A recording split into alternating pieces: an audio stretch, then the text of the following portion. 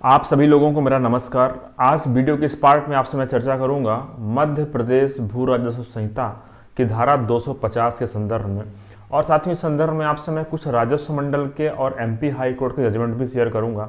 और मैं बताऊंगा कि अगर आपके खिलाफ 250 की कार्यवाही की गई है और आपको बेदखल कर दिया गया है तहसीलदार के द्वारा, ये कहते हुए कि आपने कब्जा किया है, तो साथ ही मेरा जो आज का वीडियो है वो उनके लिए है जो व्यक्ति किसी जगह पर रह रहा था, लेकिन तहसीलदार ने 250 की कार्रवाई करते हुए उसकी बात ना सुनते हुए उसको वहां से हटा दिया। आपने अपील की, अपील में भी सुनवाई नहीं हुई।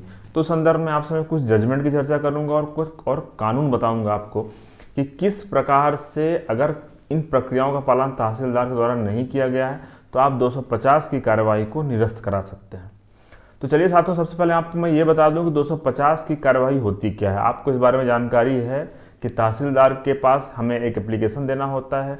वो व्यक्ति एप्लीकेशन देता है जिसे कि कोई व्यक्ति उसके कब्जे से हटा देता है। अब जिस व्यक्ति को उसके कब्जे से हटा दिया गया है, उसके पास अधिकार होता है कि वो 2 साल के अंदर एप्लीकेशन दे सकता है तहसीलदार को। तहसीलदार वहाँ पे समरी इंक्वायरी करता है, उसके आधार पे ऑर्डर पास करता है और वहाँ पे उसके पास अधिकार होता है कि उसको जिसका कब्जा ले लिया गया है उसको फिर से कब्जा वापस दिला दे। हाँ, अब यहाँ पे साथियों आपसे जो चर्चा कर रहा हूँ आज का मेरा जो वीडियो है वो है ट्रेसपासर के लिए आप कह सकते हैं। ट्रेसपासर आप इसलिए उसको कह सकते हैं सामान्य शब्दों में क्योंकि आपकी नज़र में हो सकता है कि मैं आज जो वीडियो बना रहा हूँ, बता रहा हूँ, वीडियो में जो बात बता रहा हूँ वो उसके पक्ष में है जिस व्यक्ति ने कब्जा कर लिया है। तो साथियों, सबसे पहले तो आप ये समझिए कि इस पूरी प्रक्रिया में तहसीलदार को क्या प्रक्रिया का पालन करना होता है। सबसे पहले देखिए, हमने कई सारे जजमेंट देखे हैं तहसीलदार के, जिसमें तहसीलदार क्या करते हैं कि एक सिंपल नोटिस जारी करते हैं, दोनों पक्षों को बुलाते हैं और बुलाने के बाद ओरल सबमिशन लेते हैं उनसे, मतलब कि आप मौखिक रूप से बताओ, और उसके आधार पर ऑर्डर पास कर देते हैं, जो कि बिल्कुल गलत है। अगर आपके खिलाफ भी ऐसा ही ऑर्डर पास किया गया 250 की कार्रवाई में तो आप उसको बिल्कुल चैलेंज कर सकते हैं। रिसेंटली में एमपी हाई कोर्ट का जजमेंट है जिसको मैं शेयर कर रहा हूं आपसे, नीतू सिंह वर्सेस रघुवर सिंह करके है। इस केस में भी ऐसा ही हुआ था। 250 की कार्रवाई में जो व्यक्ति ये दावा कर रहा था कि ये जमीन मेरी है और यहाँ पे कब्जा मेरा है और मैं यहाँ पे निवास कर रहा हूँ, उसको वहाँ से हटा दिया गया था। जब तहसीलदार के पास मामला पहुंचा तो तहसीलदार ने दोनों पक्षों को सुना और सुनने के बाद वहाँ पे ऑर्डर पास कर दिया। तहसीलदार ने गलती क्या किया था? तहसीलदार ने गलती ये किया कि देखिए 250 की कार्रवाई का नियम ये होता है, सबसे पहले तो जो व्यक्ति एग्रीव है, मतलब जिसको कि हटाया गया है, वो एक एप्लीकेशन फाइल करेगा।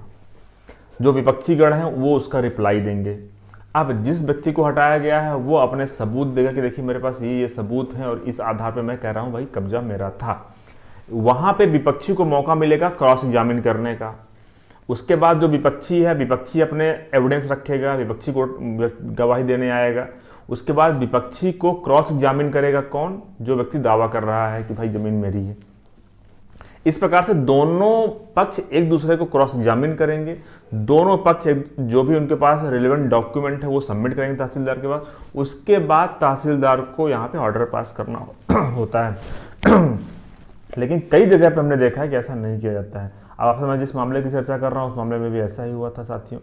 इसलिए हाई कोर्ट ने वहाँ पर जो तहसीलदार का ऑर्डर था उसको सेट असाइड कर दिया। साथ में ही इस मामले में तहसीलदार के ऑर्डर को चैलेंज किया गया था।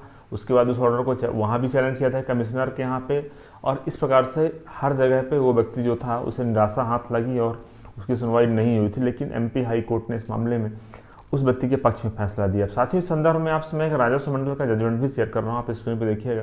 इसमें शॉर्ट में ये बताया गया है कि आखिर जब भी ये प्रक्रिया होती है 250 की कार्यवाही की, वहाँ पे सबसे पहले तो नोटिस जाएगा, विपक्षी जो है तो वहाँ पे रिप्लाई फाइल करेगा, दोनों पक्ष एक दूसरे को क्रॉस एग्जामिन करेंगे, उसके बाद जो उनके पास डॉक्यूमेंट है वो सबमिट करेंगे, तब जा करके वहाँ पे ये माना जाएगा कि ये जुडिशियल ऑर्डर है।